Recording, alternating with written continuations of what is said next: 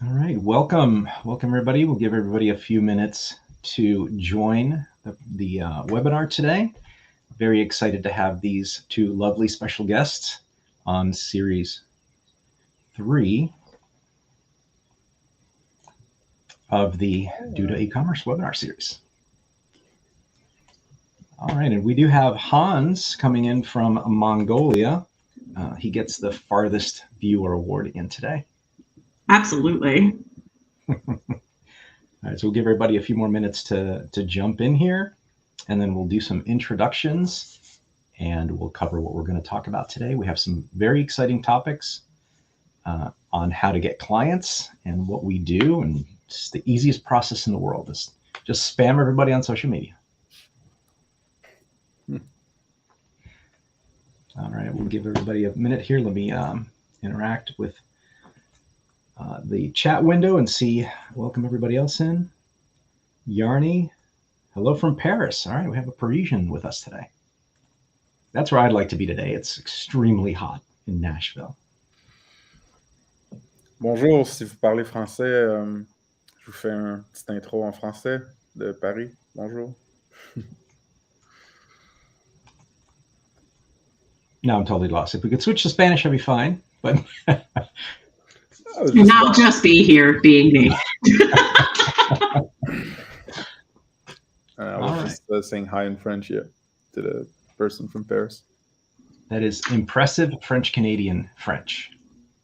Yeah. Love it. I did spend some time in Paris back in 2002, 2003 working, so it's a wonderful time. All right, let's welcome MADM Web Design out of Arkansas, just around the corner from us in Nashville. Thanks for joining. Eric Penticton, BC. That's Western Canada, if I'm not mistaken, right, Frank? Yeah, my sister actually lives on the west coast of Canada in Squamish near Whistler. That sounds She's like an a international mountain bike athlete. Wow, oh, that's pretty impressive. Yeah. Much more in shape than I am. Yeah, same here. I need to get on a bicycle and ride down a mountain for a little bit. All right, we have a Bible report. Hello, Eric Harding, West Coast. Very good, West Coast, BC, yes. I had spent some time in Edmonton and Calgary and got out to Banff once, which was absolutely breathtaking, Lake Louise.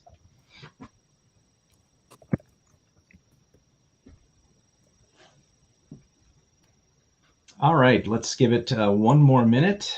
Magic Labs, Toronto. All right, welcome. A lot of Canadians here today. It must be my massive Canadian following. It's your group joining. Yes, love it. Oh, there's a New Yorker, Michael Farrella. Hey, Mike, good to see you again. Thanks for joining.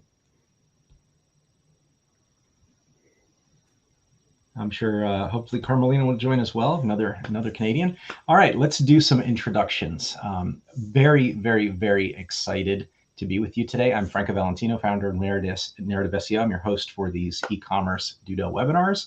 And today we have two incredible guests. Ladies, first, we will start with the lovely Liz Murphy. Tell us a little bit about it. Thank you so much for inviting me here to join you, Franco. So my name is Liz Murphy. I am the head of brand and content at BS & Co., which is a marketing and business strategy firm. For me personally, I have 10 years experience as a business content strategist, not just in B2B and B2C spaces, but also specifically in e-com. In the e-com space, I focus a lot on brand messaging, user journeys, and essentially how to make it so buyers like you, trust you, and then want to buy from you. And I've done that across a number of different verticals and brands, for example, auditing mattress firm, but also in categories like recreational goods, home improvement, appliances, beauty. It kind of runs the gambit. So I'm really excited to bring some of the brand strategy and messaging expertise to today's conversation. Excellent. Thank you so much. And we're very special guest today. I'm proud to have you co-hosting as well. The star of the show today is Frank, and I hope I don't mangle your last name, Lanthier-Nadeau. Yeah, I hope that's close enough. All right. Tell us a little bit about yourself. So I'm the former CEO at Snipcart. It's an e-commerce solution for web developers. We launched it inside an agency in Quebec City, Canada in 2013. And yeah, I started as a marketing intern there, focused a lot on content and SEO as acquisition channels. We became profitable, grew the business bootstrapped. Eventually, I led the marketing, then product owner, then CEO, got more equity along the way. 2020 was our biggest year, unfortunately, because of COVID. And 2021, we were approached by Duda to be acquired, to get our talent and technology into this big old corporation and platform. So we negotiated for 7 months, signed the deal, and now we've successfully integrated talent and technology into the team. We have a native e-commerce product that is in closed beta right now, launching August, hopefully. And yeah, so I come from a product marketing background mostly, and I'm super happy to be here. That's excellent and very interesting story. We're very, very excited to pick apart your brain on all things clients today. So why don't we tell everybody what we're here for? We'll do sort of a quick summary of where we are going to guide the conversation, and then please ask questions in the chat, everybody that is watching, and we will try to answer them as quickly as possible. As we go through the slides, mark down your questions and put them in the chat. And we've got Anton in the background as well, helping us out a little bit with making sure that all of our questions are answered. So why don't we get started? Let's go ahead and dive right in. Today, we're trying to answer the very simple question of how to get clients to an e-commerce store. Because let's face it, a store without clients is basically a hobby. And hobbies are wonderful, but we don't want to spend all our money on our hobbies, right? So let's preface that with this. Everyone in e-commerce has a different way of getting customers. The inbound marketing folks will tell you, let's write blogs, let's talk about our content, let's produce video, and people will come to us. The PPC side will start spending money, and then they'll optimize that and target keywords and such, and they will make clients that way, and they'll have a return on ad spend. And then the omni-channel folks will do everything, right? As a big marketing mix of anywhere they can find a client. So Frank, let's let you go ahead and screen share, and we will listen intently and write down some questions. Yep. Here we go. All right. So today's presentation is all about getting that bread, aka getting e-commerce clients and revenue, hence this beautiful intro.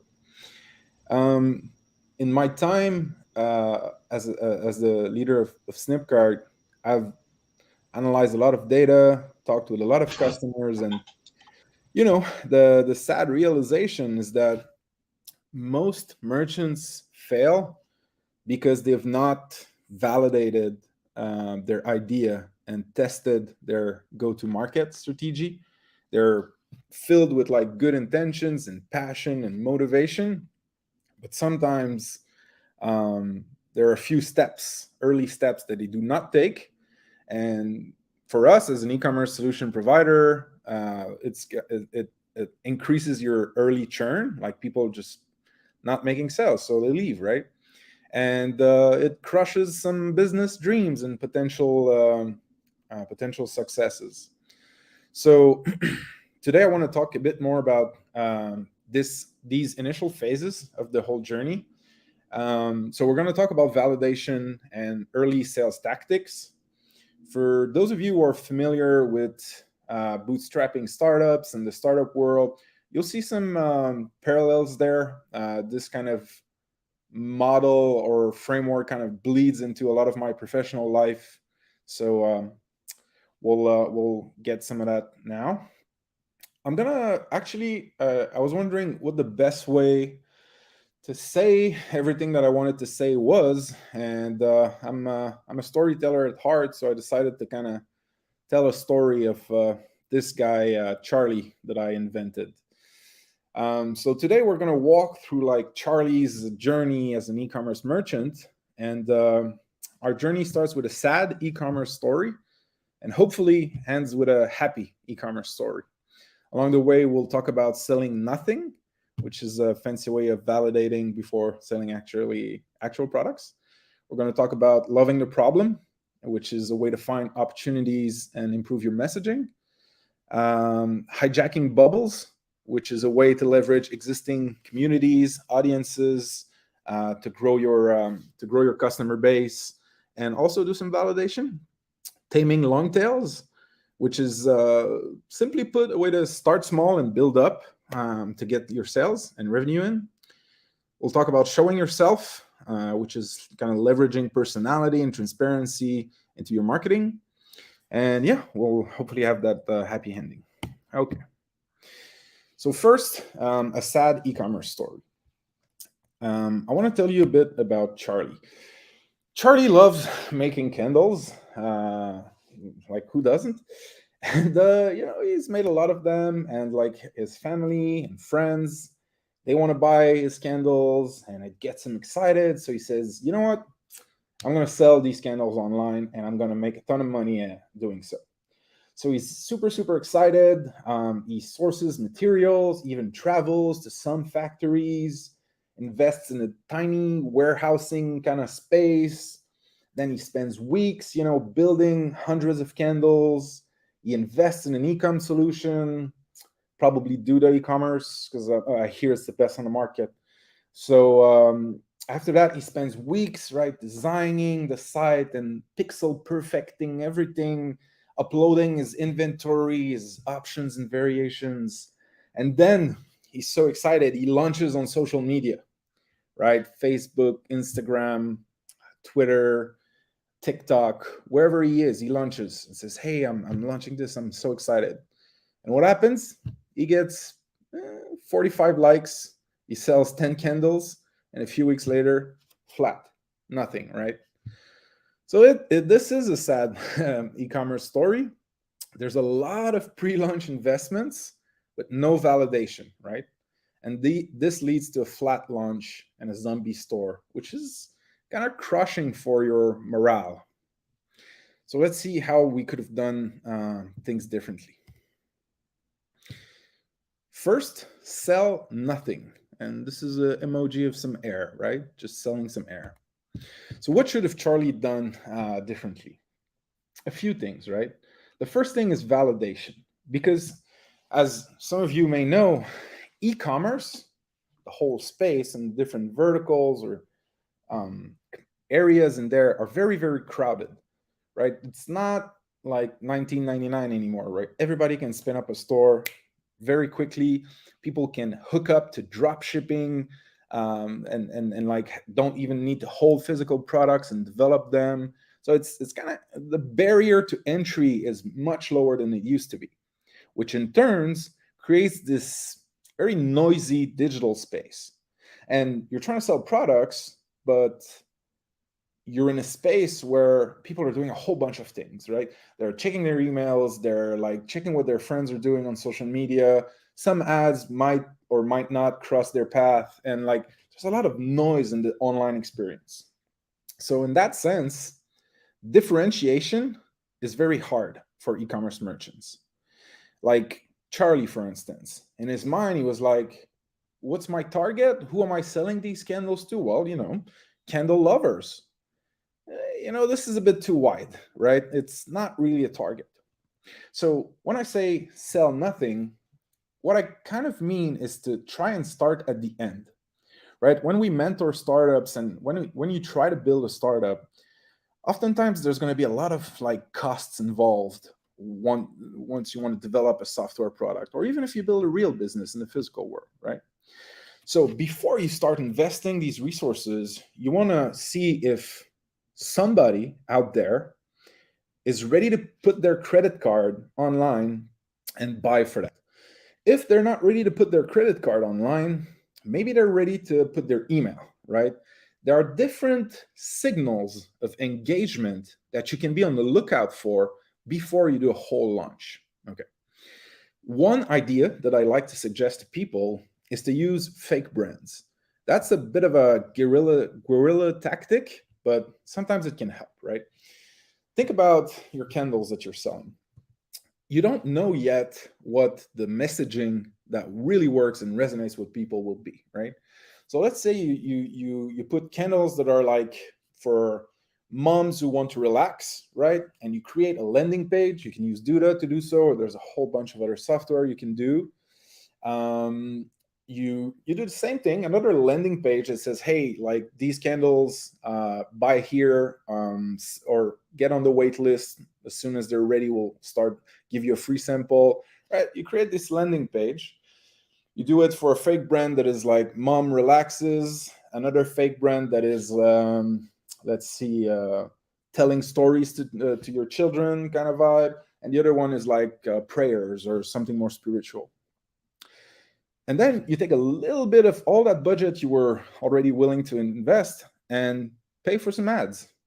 Do some Google ads, do some Facebook ads, Instagram, right? Whatever. Like try and see like if you can pay for a bit of traffic to come in. Do people get on that wait list? Are they really do they go as far as doing pre-sales, like paying in advance? These types of signals of engagements are very, very powerful. And by doing so, you're not kind of messing up your brand, right? You're kind of testing the waters without necessarily committing to a specific brand. By the way, you could do it with your own brand as well. The guerrilla tactic one is if you're kind of shooting too wide and don't know what to target. So the goal here is to test hypotheses about target, audience, messaging, and designs as well, right? The same variation that I just said could be done with the same branding, the same kind of, but different, the same target, sorry. Like, let's say like spiritual, but like very, very funky here and colorful, very dark and somber, and then something very light and fresh, right? You could try designs like that. Okay, if you do not have necessarily money to spend to generate like early traffic, no worries. We'll see a bit later like how you could go about getting some early information, early feedback for your stuff. So let's say Charlie has done all of that, right? All of what I just said. What does he learn? Well, he learned that maybe the moms that are relaxing segment doesn't resonate. It seems like they're already like super loyal to Big Candle, for instance. But then maybe he learns that the more spiritual messaging resonates and gets, I don't know, a dozen signups for a wait list for these more spiritual candles. Okay. Questions thus far in the chat, or can I keep going? No, very good. I'm taking copious notes because there's a lot of truth bombs in there. So we'll discuss those a little bit later. Liz, do you have any comments so far? No, except for the fact that I love what you brought up about the messaging and really testing that first to see what the audience actually is looking for, letting the market kind of dictate in some ways what it really needs. I love that. Which will loop back with loving the problem and not loving your product. So, okay. Now we see kind of some of the validation experiments Charlie could have done. But the other question, and unfortunately my bubbles emoji didn't render on this version. I apologize for that, people. But where should have Charlie gone to do all of that stuff or to get early feedback, early validation, right? I want people to think about existing bubbles. It's a very simple concept, right? But the internet is a massive ocean of information and people and data. And inside of that, there are a lot of bubbles that are already saturated with passionate people. These bubbles are most of the times very accessible, right? They come in the form of a hashtag that is followed by a lot of people. It could be a Facebook group that is very, very like engaged. It could be a community that organizes around a streamer or an influencer that does a lot of live stuff. There's a whole communities like software communities. There's a whole bunch of subreddits, right? Bubbles are just people getting together, focusing on liking the same theme or topic. So what could Charlie have done here? I think Charlie could have taken his hypothesis about maybe like moms and spiritual candles and then storytelling candles and try to find some existing communities. So for instance, he could have went on Facebook and just started like searching around for kind of groups that would resonate with these, like prayer groups or moms in Minnesota groups or whatever it is, right? The goal here is just to find where relevant conversations are happening and try to see if you can insert yourself in that conversation. You can contribute to these communities. You can say you're trying to build something to solve one problem. You can say that you're looking for feedback, right? Depending on how you comport yourself, behave yourself, people can be inclusive. Depends on the community. So going into existing communities, participating, and then asking for feedback in exchange maybe for some free products or for some feedback on something else that person is working. That's a good like starting point. Another one that I really like is kind of picking a fight. And what I mean by that is a lot of products exist, right? And a certain product has a certain customer base, and there's a subset of that customer base that is probably pissed off. And these people who are looking for something that they thought they would get by buying X product, but they didn't quite get, some of them will be very vocal on the internet, right? So what I would do is try and find opportunities, whether they're business or messaging opportunities, in the form of these pains that can be expressed on the internet. So let's take this big candle brand, right? I would scour the reviews. I would try and Google for like reviews of that. I will say like problems with big candle, blah, blah, blah. And I would try and get a sense of like bigger incumbents and like more popular brands. Do they have like problems? And can my product, which is smaller, address some of these problems? So that could be another way to, you know, try and get not only early validation, but early customers. Because if you know the subset of customers that are dissatisfied with a certain product and you think you can offer something that fits with that, then you kind of already have an audience, right? You can reach out to these people. You can start doing some ads that would target the type of stuff that they say and like. Think about an ad that comes into someone's feed that says, you don't have to deal with big candle anymore. Small spiritual candle is here for you now. That's, of course, that's a bit out of the blue, but you get the idea. Another tactic that Charlie could have done, and another place where he could have gone, is relevant communities and parallel communities. So the people that Charlie is trying to solve a problem for, right? They are consumers and actors in whole different spheres in the world, right? For instance, take the spiritual type, right? They probably pray together. Maybe they have like sessions where they can learn more about a certain religion or spirituality, how to teach that to your neighbors, community, child. There's a whole bunch of things and places where these people are interacting.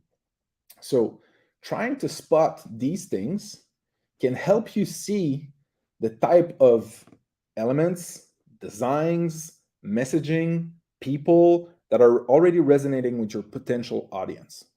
So these are all places where Charlie could have gone. Okay, back to our story. Let's see what Charlie did. Everything I just said, right? Cool. What did he learn? Well, turns out Charlie learned about vegan praying groups. That's right. He didn't know that was a thing, but by searching here and there on the internet, he understood that a lot of vegan people get together and have these big prayer sessions, right? Very spiritual, very like oriented towards the animals and all that stuff. So he goes, okay, and he sees that they're very, very active on Facebook. They have like Facebook groups by region and all that stuff, and every day they post stuff, share some prayers, blah, blah, blah. And they also hate Big Candle because the materials are not ethical. They do not respect animal lives, for instance. They also, he also learned that they follow a lot of vegan influencers on TikTok and on Instagram. Okay, so now Charlie is kind of, having an idea of a more niche way to approach his e-commerce project. All right. Next, we'll talk about loving the problem. So I kind of touched on this a little bit. Allow me just one sip of water. Okay. So who should Charlie talk to when he was validating and trying to get these early sales, right? See, the goal, like the holy grail here, is to talk with customers, right? Even if they're not your customers already. So the pissed off customers of bigger brands, that can be one. The existing loving, raving customers of competing brands or other brands, they could be people to talk to, right? People who have bought products that would pair well with the one you're selling, they could be people to talk to. And the goal of having these discussions as much as possible, you can incentivize these discussions with free products, or just appeal to some people's goodwill, or just in public forums, question people. And they'll, people tend to respond when they're tagged on the internet, for better or worse. The whole goal of having these types of discussions with potential customers is to learn to love the problem, right? And not your product. So it's all about understanding the person, the need, and the whole context around them. In product, we have something that is called the jobs to be done framework. And it sees product as something that is hired to do a job for someone. And sometimes you, as a product person or as an e-commerce merchant, you fall in love with your product and you're like, this is great, I like it so much, like this would help, I'm sure. But you lose, like, you focus too much on that one thing and you lose the whole journey, the whole environment, right? By talking to customers, you can get a broader picture. And what will that broader picture give you? Well, first, it will give you a whole suite of pains or joys that these people have, right? So you'll learn more about, let's go back to our vegan praying group, okay? You'll learn how they feel when they pass by a farm, for instance, and they feel like something inside. You'll learn how important for them it is to adopt from animal shelters and not breeders, for instance. You'll learn how they struggle to find vegan products, and they'll also rave about the brands that do vegan products that they love, right? So you get a fuller picture, and that fuller picture, once you turn on the marketing mode, will help you communicate better, right? Will help you with your ad copy, with your blog content, with your product descriptions, with the testimonials that you put front and center on your site. So upgrading your conversion rate, right? The conversion rate optimization, it often goes with messaging and your copy. And to do good copy, you need to know exactly who you're talking to, what pains you're addressing, right? If you're the type of person who wants to try content marketing, like a blog or some video series or some email courses, TikTok sequences of daily TikToks, whatever, having had those conversations will really, really help you, because you can create what they call top of the funnel content, which is to say content that solves problems for your audience, but not with your product, not something that's very salesy, like, hey, buy my product. No, it's like, what other problems does my audience have, and how can I create content to solve for that, right? So for instance, if we were to say my audience who will buy my spiritual vegan candles, they struggle with finding vegan products. A piece of content that I could do is for people in XYZ region, here are the top like brick and mortar shops that sell vegan products, right? So that's a piece of content that's top of the funnel, but it really shows to the people that you understand them as customers and you're willing to help them not only with your product and like their money, but also like with the marketing efforts that you're doing. Okay, so Charlie is learning a lot, and that's great. Now, we're going to talk about taming long tails, which is just a fancy way, like I said, of starting small with your marketing targets and trading up the chain. So the question now in our journey is, how should Charlie market? How should he start getting these customers, right? The advice that I give often is to start small and then build up, because you do not, depending on where you come from. If you're telling me like I have $1 million to throw in that brand, well, maybe I'll do a different stream for you. But let's assume like we're starting small here. Right? It's not wise to go head to head with big marketing budgets as soon as you start, right? So you want to find ways into this whole like ocean of opportunity that is the internet. You want to find ways to insert yourself that are not costly and that will give you more and more authority, and you can leverage that authority back into bigger initiatives. I'll explain what I mean. Let's talk a bit about tactics, okay? So one of them that I really encourage some people to think about is micro influencers, right? For better or worse, many people are very drawn and involved in their social media presence, and many of them are like budding influencers, right? They're not yet with millions of followers charging you thousands and thousands of sponsored posts by now, but they aspire to get there, and they have a small bubble of people following them, right? A small bubble that you can hijack.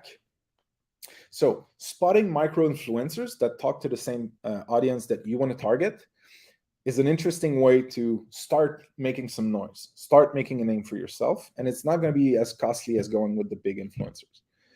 Same thing with tiny blogs, right? Think about you cannot get featured on like the New York Times like this, or Entrepreneur, or I don't know which huge magazine, right?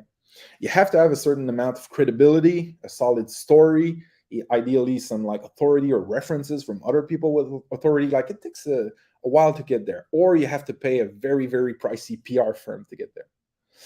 However, in the same spirit as micro influencers, tiny blogs are often run by very passionate people, right? They have a small audience, yeah, but they really, really care about that stuff. That's why they do it, right? They might not even make a living out of that blog, but they care about what they're talking about.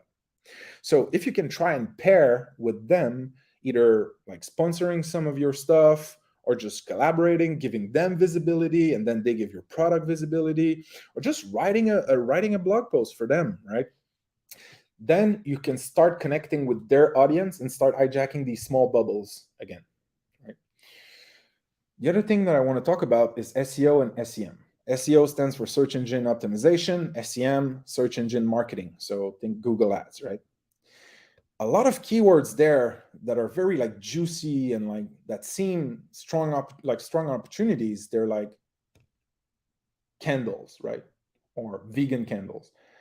These keywords are what we often call head keywords, which is to say high volume of searches, but a lot of competition, and it's hard to like position yourself in the top organic results or the top paid results, right? So let's flip the script and instead look at very long tail keywords. So I'm freestyling here. Vegan candles for night prayers. Okay, I'm saying any BS here, but like this might have only like 10, 20, 30 searches per month, but the intent is very, very, very specific, right? The person that takes the time to type all of that, they're close to an action, or they really want a specific type of information.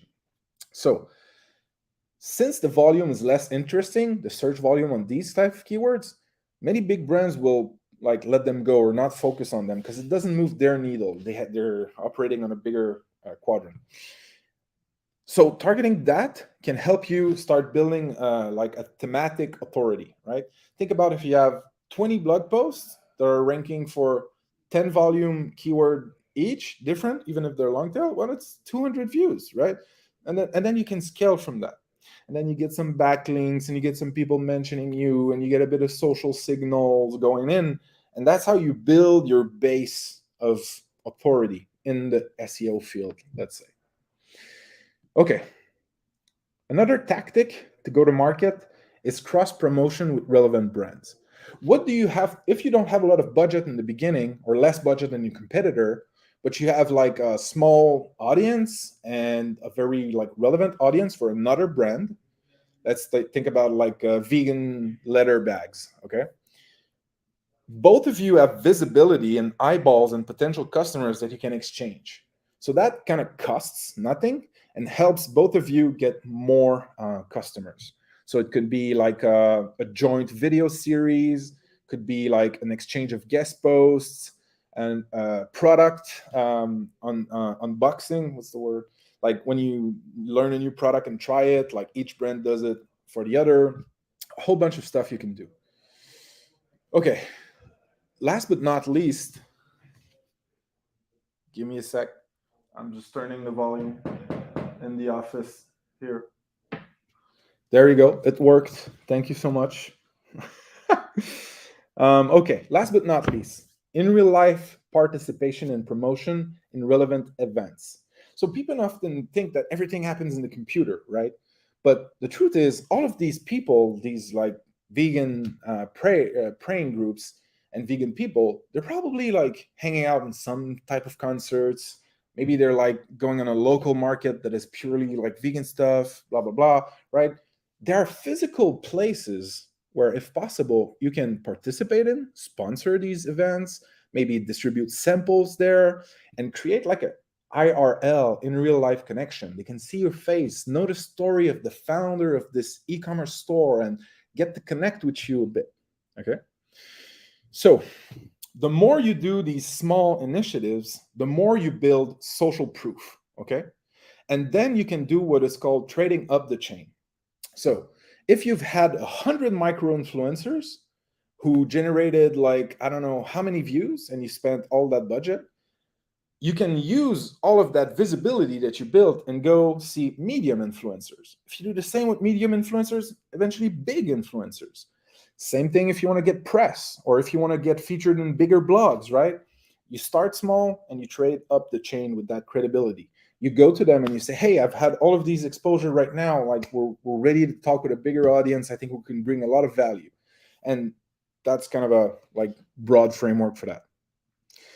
Okay. So Charlie has been doing all of that. He's been marketing the heck out of these vegan candles.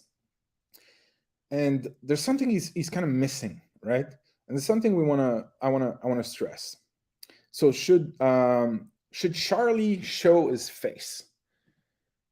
That when you're starting small and when you're competing with big brands, that could be a very interesting competitive advantage to leverage, okay? So what I mean by that is that people really like to buy from other people, right? They like to feel that they support someone they know, a connection, and here transparency can act as a differentiator, okay? Think about all the brands that are hovering around a famous personality, right? But flip the script.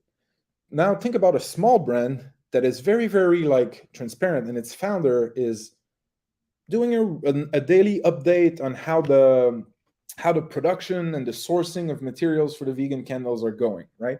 You bring the people on your journey in the business, and they feel part of this whole operation, right? It's a way to kind of fidelize, like have increased loyalty, if you will. And also, if we put a more like tactical hat on, you can do that, which is to say like building your personal brand, showing your face, interacting on social, sharing a lot of good content for your audience. All of that, you can do it even before sourcing, buying, and selling your products. This is a tactic that is sometimes used by influencers. You see it, which is called like building an audience first. For 6 months, you produce very high quality content, you increase your audience, and then you have a following of a few thousand people. Okay. Now you have a ready to go customer base once you launch your product that is relevant to them, right? So it can be a very strong validation and marketing play. Because if you cannot get any traction with the content you're producing about the industry you're in or this kind of projects you want to do, well, maybe it'll be hard to also sell products. So that's just like personal tip. I think personality, transparency can go a long way, even in ecom. Okay, now a happy ecom story. We started with Charlie, who loves to make candles, did some mom relaxing candles. He thought everyone would buy them, not differentiated, not validated, spent way too much money. But then we walked them through the whole early validation and sales tactics. And now we have Charlie's vegan prayer candles. And the good thing is that he knows his audience. He loves the problem. He loves these people. He wants to solve problem for them. So what's next? You know, maybe Charlie's vegan soaps, maybe Charlie's vegan DIY candle kit. I don't know. The possibilities are endless, but at least he has like an idea that investing will bring an interesting return, and hopefully build a better relationship with his customers along the way. So that's my story for today. I hope it was helpful, and I'm happy to chat more about it. So many amazing takeaways. Thank you for that, Frank. That was incredible, and so many ideas to sort of prompt from to how you get started. One of the things, and I think the messaging is, you're not big initially, so some of the the co-marketing, those things are a bit longer term. However, a couple things came to mind, like Gary Vee always talks about show the process, right? As Charlie is building his store, videotape what he's doing. Right, put it out there, build a YouTube channel. These things are free, right? And that's exposure as well. It's a little bit more on the inbound, but there's so many different ways of targeting those bubbles and doing the messaging. And I think the underlying thread that I heard, at least in my mind, was care about what you're doing. Because if you care about it, then people will get involved, right? Now that we see Charlie's face and we get to know Charlie, we want to help Charlie, right? Yeah. We care about those people that we know and have a name and face for. So Liz, I'm curious on getting your take on the messaging side, because I know there's a lot. Yeah, absolutely. And what was really fascinating about watching this presentation is it really dials into probably what the key around messaging is. Which, and I alluded to this earlier, and you were speaking to as well, Frank, is the idea of understanding that just because you have an idea of what it is that people want from you, you often don't. And it's what you end up doing is limiting yourself to what possibilities actually exist. Mm-hmm. So when you think about it from a messaging perspective, it's often done with the posture as a brand, whether that's e-com or something else, where you are broadcasting out who you are and you are waiting for the masses to come to you. When in actuality, what you really need to be doing is spending some time understanding, well, what conversations already exist? Because I think a lot of people spend a lot of time talking about, well, this is who I want to sell to. But to Frank's point earlier, the other thing that people overlook often is, where are they? Where are they congregating? What are the conversations that already exist?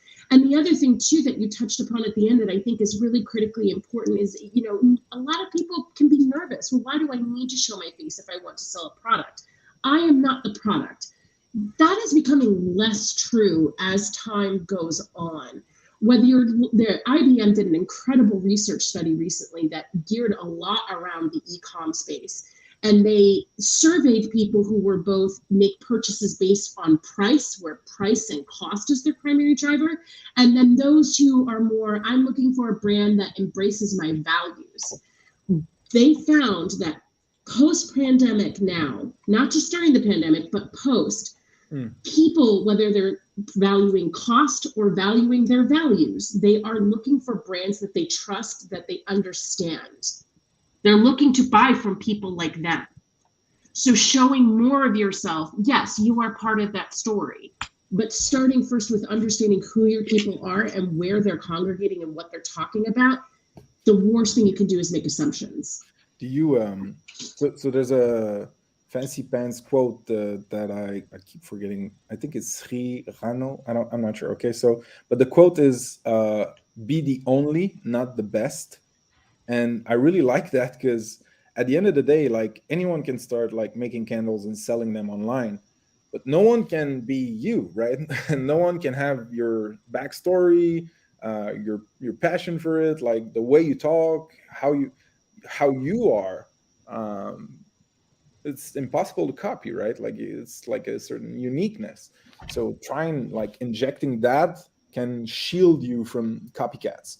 And when you think about the modern e-commerce landscape, there's a whole lot of copycat going on, right? Yeah. You have like big providers of dropshipping goods, and they just run on trends and volume. So they'll see, okay, fancy, like Japanese looking pants or shoes. This is trendy. So you have like people who are very like pro at optimizing like Shopify stores, sourcing with Alibaba, doing some Facebook marketing and Instagram marketing, and they're gonna like try and milk this audience without caring at all about the product, about the people they're selling to. And then anyone can do the same thing. It's wiring a few like technologies together, and then you have like an automated shop. So there's no differentiation. Like you can be replaced at any moment, right? Some of these dropshipping providers even provide you the marketing material. So sometimes you'll find like two different sneaker domains, and then it's like the same guy with the sneaker, and you're like, geez, like that's, and they just play on margins on top of that. So like, this is short-term plays, right? Like it works in the short term, but as long as whenever the trend saturates, you have to move on to another dropshipping venture or product or whatever. So yeah. That's a great point. And I think differentiation is what you're saying. And you talked about fake brands, right? Build a fake brand before you actually belt out the whole store, and then, throw some paid or add another great strategy would be to create your own Facebook group. There will be many like-minded people that will join, and then you can start the discussion there. But Jay Abraham, who's a wonderful author and marketing guru, always talks about the strategy of preeminence, right? Where you become the main character in that story, to what you're saying. For example, Zappos, another really good example is the differentiation was customer service. I mean, all of us can do that, right? Just be absolutely the best, most preeminent service provider or whatever that thing is, right? The most knowledgeable person about vegan candle material, right? And show that expertise as well. Just to this point, one of my best friends from childhood, he was in the army and left, and then now he's doing he's a Shopify merchant, like doing custom Harley Davidson pieces, wow, accessories and whatever. And he keeps telling me that the only reason why people are like repeat customers and return customers is they keep telling him, you pick up the phone. Like no other competitors pick up the phone. And it's because he's in a stage of his business where he can still do some of these things that don't scale, right? Where like he has like this amount of customers, he can pick up the phone for this amount of customers. And he actually does it and has conversation, and people love talking with him because he's a pro in Harley Davidson bikes and whatever. So to your point, right? There are things you can Excellent. there are things like that you can use to differentiate. Yeah. That's a wonderful point. And I think I forget who, and I'm sure somebody will remind me of this, but who was it that said that half of life is just showing up? Was that Andy Warhol, Liz, or something like that? Yeah. So half of life is showing up. It's very, very true. Just make it on time. Pick up the phone. That's a great point. That's right. Be there. What's interesting about that story, though, is that to your point about picking up the phone, is that I think we also make assumptions about what it is that people like about how we show up, which is what makes that dialogue so important in those early stages. I was talking with somebody recently, and I asked them, they were talking about a newsletter that they used to send out, and he listed off a bunch of assumptions where he said, well, they liked it because of this, that, and the other. I said, that's really interesting because this isn't the first time I've heard about this newsletter. And these are the 3 reasons why multiple people have told me they liked that newsletter. And he said, oh yeah, I guess I have heard that before too. So I think we take ourselves to market with a lot of assumptions built in about what it is that the market likes about us. Like, we know the market likes us, but we're wildly off base about what it is. You will think it's your product and it's picking up the phone. And it's really going out of your way to ask those questions in those early stages. Like, do a little market research. So you like me, can you tell me why? Let's just lay it out there. You hit it on the head. That's your why, right? I think you're talking about, well, that's your why. Start with that and back into the long-term strategy. We have some wonderful questions in the comments. So Plugin SEO Support says, my pet peeve is shops that don't make any changes to dropshippers' product titles or descriptions. Take a minute and personalize it. Not so much a question, more a statement, but this is a wonderful, wonderful point, is care about what you're doing, right? You can be funny with it. If you look at review mining, like Frank talked about early on, is go to Amazon reviews for similar products of yours and look at what people are talking about. There's a lot of idea triggers there that can maybe open up a complete market for you. So what do you guys think about that? Yeah, I think sometimes it's a tricky dance between personalizing a lot and branding a lot, and then you can sacrifice a bit of utility or conversions, which is to say, if I'm looking for like women's black leather boots, right?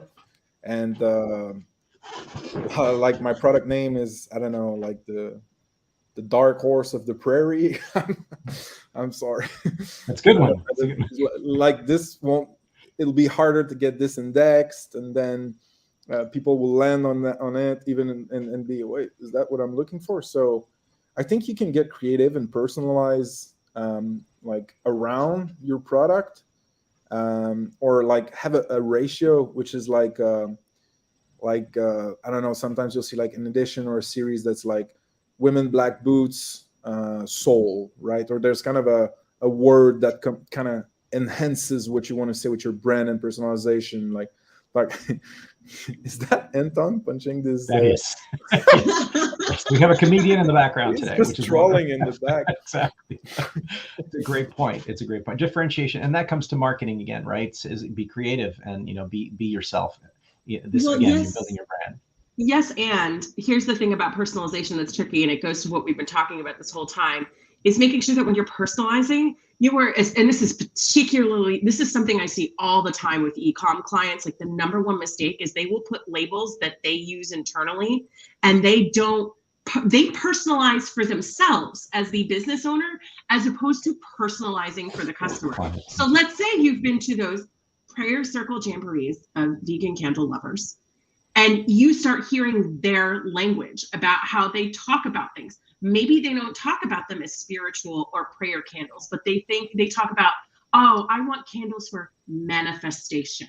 Yeah, you really want to make sure that when you're personalizing to empower the searcher, not personalizing to flatter your own brand. Because it's for them ultimately. This customer first. This is about loving the problem and not your product. Again, Yeah. Beautiful point. Actually, very well taken point. Is it's about the customer always. We get mired in our tactics, and it's all about us. So, and I think Hans had a great comment as well. Carnivore prayer candles. Those are the guys that the vegans can pick the fight with, right? So there's a little bit of it should be an entertaining show as far as the marketing side is concerned. I gotta say, like, I was thinking of a way to tell the story today for this, and I live with my girlfriend and she's vegan, so of course, like, I got this influence always. So that's why I thought about this. It's a great and story. One of my best friends called me like a few weeks ago, like, dude, like you won't believe, like, I know it sounds weird, but I freaking love making candles. And like I found this new passion during COVID, and like I know you know a bit about e-com, and I think I'm gonna like start selling my candles online and stuff. And I was like, dude, that's great. I'm gonna help you. I can even invest in your candle project if you want. And then he said, yeah, I have a partner. I'll let you know. And then a few weeks back, he called and said, dude, there's so many candle stores and shops. I don't even know where to start. So I had like these two ideas in mind, and then I kind of flipped it into this fake story. Yeah. It's a great. I'm sure he's getting a lot of value out of this webinar then, because I think it's a great story. Yeah, absolutely. Strategy is perfect. All right, so I love this name. Bruh Trippin asked the question. Not sure if this is the right place to ask. You win best name of the day, by the way. Not sure if this is the right place to ask, but is it better to build your own agency website with a SEO ad strategy? A place like Upwork is challenging, especially find clients who value this work. So let's try to spin that in the vein of our webinar here is testing first, right? It all depends. There is no such thing as a 4-hour work week. I tried for many, many years. You have to put the work in anything that you do, right? So as far as starting anything, at least one man's humble viewpoint is you have to test. You have to test, see what works, throw away what doesn't, keep doing more of that. And I think that's the overall message here. Liz, what's your take on this? I agree with that. I think it's always the ideal state is always to get to a place where you're running your own ship under your own terms, and and in a way it's very adjacent to what Frank was talking about earlier, which is you have these great plug and play options, from using drop shipping as an example, but then you run into the situation where literally everybody who's bought it has the exact same thing. I think what I would say is it's kind of like what you're talking about here, Franco, which is kind of splitting the baby. You have to do some testing first. I would just be wary of, if it's, in order to get to that ideal state, it's 18 months from now before you started doing anything. I would find those shorter term solutions, find those abilities to test, find the things that are plug and play, and then personalize in a smart and strategic way, and then build an 18-month plan that gets you to that state. I just get very nervous about any plans where it's like, unless you have the budget and the resources and the time to really make that a short turnaround with the testing that you need available to get that fully stood up, I would do it in phases. I hope that answers the question effectively, but that's really kind of where my head at is there. I can maybe take a small crack at it, but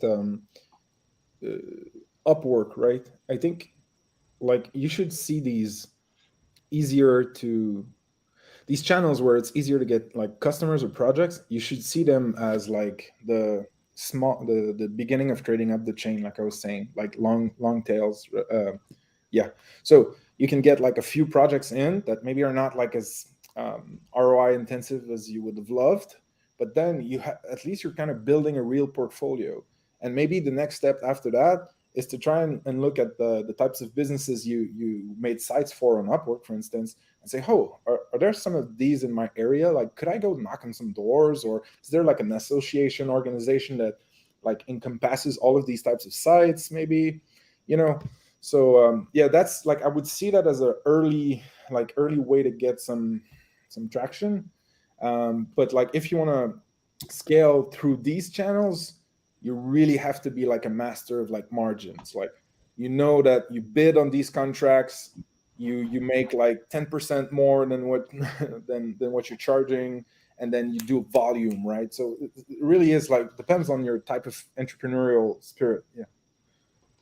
Let's circle back to very beginning of the webinar when you mentioned one of the testing procedures to try to get clients would be a typical conversion, either try to sell them on the fake brand or build a landing page. Let's talk a little bit about that strategy, because that seems to be one that is a typical one for startups as well. Plugin SEO Support had also mentioned working on a very well-structured about page, right? And here's the thing. A landing page has if just Google landing page formats, right? There are many wonderful landing page formats. We won't get into the technical details there.